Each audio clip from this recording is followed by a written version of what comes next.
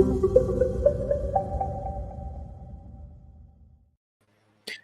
afternoon, ladies and gentlemen, and welcome to another episode of the Daily Friend Wrap. I'm your host, Nicholas Lorimer, today joined by Chris Hutting. Let's get into the first news story of today. And this is actually a story, I think, from the weekend, where during the Biz News conference, Pick n Pay CEO Sean Summers said that South Africa's current leadership was, in many ways, a crime against humanity. He went on to say that the three crimes against humanity of the last century were fascism, socialism, and apartheid. And he said that the ANC was guilty of the first crime of the people of the century against the people. He said, quote, "The once noble and almighty organization known as the African National Congress will be judged in biblical terms. There will be an Old Testament which will judge the ANC's founding fathers favorably for what they believed in, stood for, and suffered to free the country. Tragically, post the 90s, the ANC will be judged in the New Testament. It will not judge them kindly." He went on to say that there has been many countries across history and the world which have suffered tremendous calamities. He pointed to South Korea, Germany, Japan, who were all completely devastated by the major wars in those countries, and yet within 30 years had significantly recovered to become leading economic lights. Chris, there's a lot of interesting things to be said about this. I mean, crime against humanity, I think, you can make some cases, definitely. When you think of crime against humanity, I think something like the Life Esidimeni case, or the sort of ongoing entrenchment of poverty by poor policies definitely fit that bill. But the really interesting thing about this development is you having a CEO of a very large company saying something pretty aggressive towards the ANC. What do you make of this? Yeah, I very much agree with you on both points there, but especially on the second point. It could be partly due to rising frustrations that we have seen across various sectors and more influential role players in the last few months, as especially water issues are coming to a head, water provision issues in places like Johannesburg. These have been taking place in other parts of the country for many years now. You've got ongoing load shedding. You've got that unemployment rate always hovering around 40%, youth unemployment over 70%. Whether these statistics, and it's easy to talk statistics, but it's real people we're talking about. It might be easier to categorize what's going on as a crime against humanity in hindsight, because you can compare it to what came before. You can see what came after. Was it over a defined period of time? What are your definitions, your variables for using that sort of label? But I think there could be an element also at play here where we've got the elections on the 29th of May. So maybe now is the time to really put out one's real assessment and feelings about the situation as such an influential role player, because you're trying to push things in a certain direction. Not to ascribe any particular motive. The motives could be very positive on the part of the CEO, wanting more positive change, wanting reform to actually happen, not the promises of reform that have typified the presidency of President Ramaphosa, where you haven't seen prosecutions, you've seen various investment summits and promises, but nothing really in terms of positive reform. Indeed, it's a doubling down of more destructive policy reforms, so things like expropriation, other compensation, NHI, all of these things very close to being signed off on. And I wonder if this is taking hold in at least some parts of big business in South Africa, where if you're going to engage with government, what are you wanting to put forward to them in terms of a challenge or wanting from their side? It's not just a case of you always taking the narrative from them. So it'll be interesting to see if there are any more substantial outcomes from these sorts of comments. What follows this? What do you do with this? How do you use this to try and influence policy trajectory, to engage with political parties, apart from the ANC? Because I doubt that this particular CEO will be welcome in Luthuli House, for example, but it's something to keep an eye on, and it's not what we've seen before generally from big business in South Africa. No, exactly right. It definitely stands apart from that, and I sort of salute the CEO of Pick n Pay for being brave enough to buck that trend of so much of business just kind of bowing the head and not really saying what it thinks about the way the country is being governed at the moment. I do like it when people bring up these international comparisons, because The ANC, I think, has long relied on saying, we had this terrible crime against our people, which went on for so long, and that's why things haven't improved, is because it was such an deep and entrenched legacy. And I have some sympathy for some of the lines of thought there, but of course, when you look at the international scene, you begin to realize how much progress could have been made in the last 30 years. As the CEO here pointed out, South Korea, Japan, Germany, all completely devastated by wars, relatively poor, particularly South Korea, and those countries within about sort of 30 years turned their economies around in a big way due to good policy choices. Taiwan's another example. There are also other examples of countries that had, China, for one, horribly misgoverned by the Maoists and embraced better policies. Not great policies, but better policies, and lifted hundreds of millions of people out of poverty. And the same thing in India, which has led the world in the last couple of years, probably in the number of people lifted out of poverty. So this ANC should be held to a higher standard. The progress made after 94 has not even been close to enough, and there has been remarkably little of it over the last 10 years. Okay, let's go on to our next story. And this is one of those ones that I'm always slightly annoyed to even be covering, because there was a time when journalists didn't believe that a tweet could be news. Unfortunately, we live in a world where a tweet is news. And this comes after the private school conglomeration or collection of private schools, the Curo Group, tweeted out a number of pictures of pretty small kids, I don't know, maybe like 7 or 8 years old, something like that, doing a careers day at their school. Variety of kids wearing different outfits and uniforms. There weren't that many pictures. I think there were like 4 or 5. However, one of the pictures had a black student play acting as a cashier and a white student play acting as a customer. And the Gauteng Department of Education says that this means that there needs to be an urgent investigation into the Curo Schools following the allegations that, in fact, this was racial stereotyping that perpetuated a sort of particular view of Black South Africans at this career day. The department said that the post by Curo Holdings conveyed a racially unbalanced narrative concerning the potential future careers of learners. This should be seen within the background of recent racial challenges that Curo has faced, one of which involved a black educator being called a monkey at one of its institutions.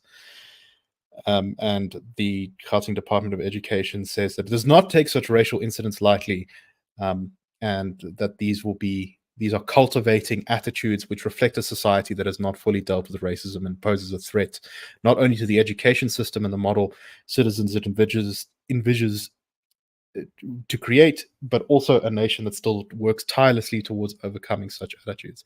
Now, quite frankly, this speaks to me of being rank electioneering, trying to stir up sort of racial controversy on social media. The idea that this is obviously racism is, I think, completely mad.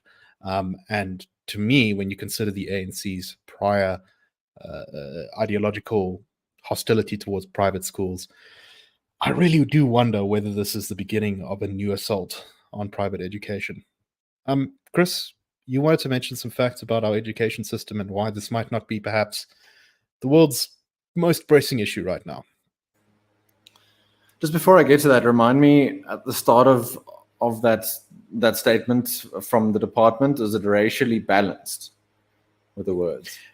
Racially unbalanced narrative was the phrase they used. Racially unbalanced narrative. I mean, just maybe I'm nitpicky, but on sort of linguistic use, what would be racially balanced then? I'm not, when I hear that sort of language, I get concerned around things like social engineering, tinkering with how many people of this particular skin color, which is an accident of birth that they happen to have, you need this, you need that. I get very concerned when I hear any sort of that language from any government department.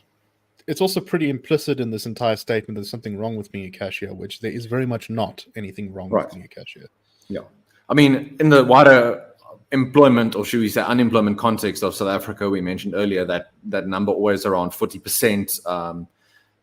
When you've got that macro context, why make any light or look down on any form of work in that context in and of itself, but also why demean in any particular way if someone wants to aspire to be or is a cashier. They could find much fulfillment in that particular line of work. They could move on to other things. It's not the sort of deterministic, fixed thing. It could be one way to help some people get out of unemployment if you want to look at it in a way of upskilling in that way. I find it quite concerning that it's seen in a sort of demeaned way. Just getting onto those statistics that you also mentioned in education specifically. So in March, we at the CRA published our latest macro review on the state of education in South Africa, tertiary, secondary, etc., etc. And just some of the items to highlight. According to the Department of Basic Education, enrollment in grade R increased by 199% over 23 years. And that is a notable achievement. However, in February, the Portfolio Committee on Basic Education noted that 1.3 million children aged between 3 and 5 do not attend any form of early learning program, and fewer than half of those in early learning are, quote, developmentally on track, end quote. According to the 2023 Reading Panel Background Report, fewer than half of grade 1 children learn the letters of the alphabet by the end of that grade, while 82% of grade 4 children cannot read for meaning. And just on the sort of trajectory of schooling, basic schooling, Department of Basic Education figures show that just 61% of the grade 1s of 2012 reached grade 12 in 2023 without repeating or dropping out. Is that really the sort of public education system that is serving the youth of South Africa, equipping them in the current world of 2024, a more integrated world, a more globalized world, different challenges that they need to deal with, things like AI, machine learning, skills they need to build up and maintain? If they're not assisted with learning to read for meaning, what are you setting them up for? What sort of life of dignity and agency? Never mind if they're maybe lucky enough to get the job as a cashier, if you even have that sort of employment created in your country in the first place. It's just, this is just cynical twisting of the knife to degrade the social fabric and to turn South Africans against each other. And it, quite frankly, enrages me. But anyway, let us go on to our very last story. And this is about the increase that civil servants have gotten. The Public Service and Administration Minister announced that public servants will be receiving a 4.7% salary increase effective from the 1st of April 2024. And this will be applied across national and provincial governments. It affects people on the lower end of the civil servants pay grade. I think they said levels 1 to 12 in the reporting. Now, this is a below inflation wage increase. However, when you consider the goals, the ambitious goals of Treasury in reining in the ridiculous costs, and Treasury's cheery, predictions that we're going to get some sort of major reduction in spending in the next couple of years, this is probably still a bit too high. Chris, what do you make of this? You should also maybe measure it in the context of government efficiency or the lack thereof. And in a paper published by the Institute of Race Relations earlier this year on reforms and policy proposals around improving South Africa's growth trajectory, which, if we can call it that, we might reach 1.6% GDP growth over the medium term. That's not nearly enough at the levels you need to make a substantial dent in the unemployment figures, in poverty alleviation, in the general improving the dynamism of the South African economy and pushing us to a level equitable or near our emerging market peers.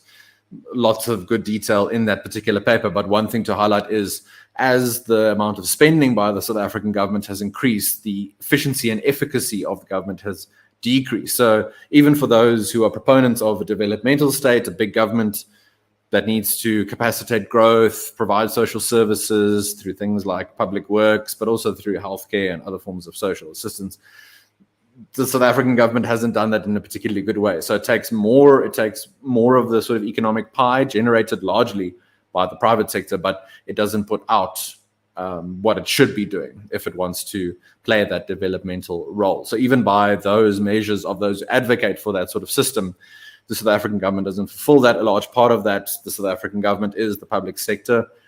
Wage bill, lots of employees across various departments, various government entities. But questions must be asked around efficacy, accountability, meritocracy. Are the right people in the right positions? We talked about education, the second story of today. Education is every year one of the biggest items in the budget. If you look at how many young South Africans drop out of school who are not equipped to deal with the world, able to read, where is that money spent? Exactly. So, we really do have a very big problem with our money, not just us spending too much, but as you say, just efficiency, that we are not getting value for money all across government, whether it be in the quality of work performed by civil servants, whether it be in the details of procurement, which tend to be given to politically connected parties due to preferential procurement. And that is fundamentally the problem with South Africa's governance. Anyway, that is all the time we have for today. We hope you found this show interesting. We will be back tomorrow. That's a wrap. The Daily Friend Show and The Daily Friend are a project of the Institute of Race Relations, the IRR. The IRR is a think tank which was founded in 1929 to study race relations in South Africa and works to change government policy to improve race relations through non-racialism and to ensure the prosperity of all South Africans. If you like our work and would like to support us, please go to irr.org.za and click Support the IRR. Or you can go to thedailyfriend.co.za and click the Fund Us